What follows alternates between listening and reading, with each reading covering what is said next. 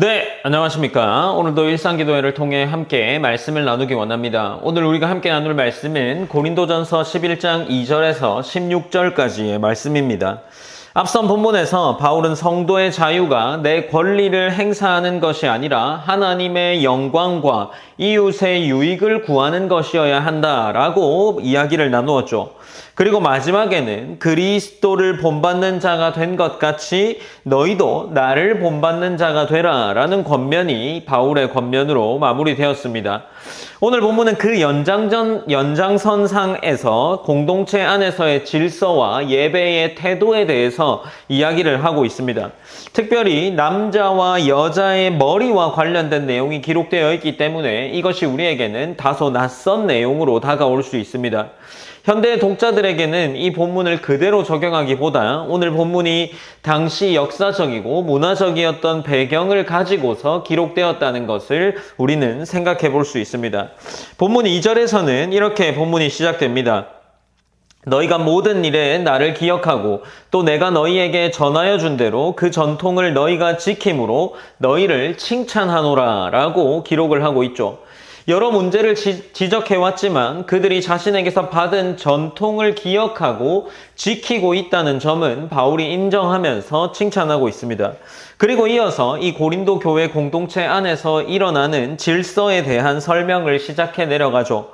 3절에서 바울은 각 남자의 머리는 그리스도요, 여자의 머리는 남자요, 그리스도의 머리는 하나님이라고 이야기를 하고 있습니다. 여기서 머리가 계속해서 등장하는데 이 머리는 우열의 가치, 그런 우열이나 가치의 차이를 이야기하는 것은 아닙니다. 성경 전체를 보면 성부와 성자와 성령이 본질적으로 동등하시지만 역할에 있어서 질서가 있는 것처럼 바울도 공동체 안에서 하나님께서 세우신 질서가 있다는 것을 이야기하고 있는 겁니다. 이제 4절로 6절 말씀에서 남자와 여자가 기도하거나 예언할 때의 모습을 이야기하고 있습니다. 이 부분이 특히 현대 독자들에게는 다소 낯설게 느껴질 수 있는데 먼저 본문 4절에는 이렇게 기록됩니다. 물은 남자로서 머리에 무엇을 쓰고 기도나 예언을 하는 자는 그 머리를 욕되게 하는 것이요 라고 기록을 하고 있죠. 그러니까 지금 이 머리에 무엇을 쓰고 기도나 예언하는 남자라는 표현은 문자적으로 볼 때 머리에서 아래로 내려온 것을 가진 상태라고 이해할 수 있습니다. 이것은 모자를 썼다라는 의미보다 머리를 천으로 혹은 옷자락으로 덮고 있는 모습으로 이해할 수 있겠죠. 당시 로마 사회에서는 이교 제사장이 종교의식에 있어서 토가라는 자락을 머리 위로 뒤집어 쓰는 관습이 있었습니다. 또한 고린도 사회에서 복장과 머리 모양은 어떤 취향의 문제가 아니라 사회적인 지위와 또 정체성을 드러내는 중요한 표지가 되었죠. 바울은 이런 문화 속에서 바로 이 문제를 다루고 있습니다. 그래서 본문 4절에 기록된 것은 머리에 무엇을 쓰고 기도나 예언을 하는 것은 욕되게 하는 것이다 라는 본문으로 이어져 나가고 있는 거죠. 그러니까 문화적인 배경에서 볼 때 그러한 행동이 예배의 자세로는 적합하지 않다라고 이야기하는 것으로 이해할 수 있겠습니다. 특별히 이제 5절에서 바울은 머리를 드러내고 기도하거나 예언하는 여자에 대해서 이야기를 하는데 당시 결혼한 여성이 공적인 자리에서 머리를 가리는 것은 정숙함과 결혼 상태를 나타내는 일반적인 관습이었습니다. 그런데 복음 안에서 자유를 얻은 일부 여성이 이러한 사회적인 상징을 무시하고 머리를 드러낸 채로 예배에 참여했던 것으로 그러한 상황들이 고린도 교회에 일어났던 것 같습니다. 그래서 바울은 6절에서 만일 여자가 머리를 가리지 않거든 깎을 것이요 라고 이야기를 하면서 본문이 이어지는데 이것은 바울이 지금 너희가 머리를 가리지 않을 거면 삭발하라 라는 그런 권장의 말이 아니라 머리를 드러내는 것이 문제가 안 된다면 머리를 깎거나 미는 것 또한 괜찮아야 하지 않겠냐라는 겁니다. 당시 사회에서 삭발은 여성에게 매우 큰 수치적인 행동이었고 바울은 그 점을 이용하여서 이 그리스도인의 자유를 주장하면서도 동시에 자신들이 수치스럽게 여기는 것을 받아들이지 못하는 모순을 지적하고 있는 겁니다. 따라서 바울의 관심은 어떻겠습니까? 머리 덮개 자체에 있지 않습니다. 그는 복음 안에서 얻는 자유가 결국에 공동체의 질서를 세워나가야지 복음의 증언을 무너뜨리는 방식으로 사용되어서는 안 된다는 것을 지적하고 있는 거죠. 자유는 자기 표현을 위한 도구가 아니라 공동체를 세우고 앞서 말하는 이 바울이 말하는 것처럼 무엇을 먹든지 마시든지 하나님의 영광을 위해서 하라는 그런 영광을 돌리는 방향으로 제시되어야 한다는 것을 기록하고 있는 겁니다. 이어 바울은 7절로 10절에서 창조 질서를 근거로 이것을 설명하는데 바울은 창세기의 창조 기사를 바탕으로 남자와 여자가 하나님께서 세우신 질서 안에 살아가도록 말씀하고 있습니다. 그러나 여기서 주의해야 할 것은 바울이 남성과 여성의 가치 차이를 말하는 것이 아니라는 점이죠.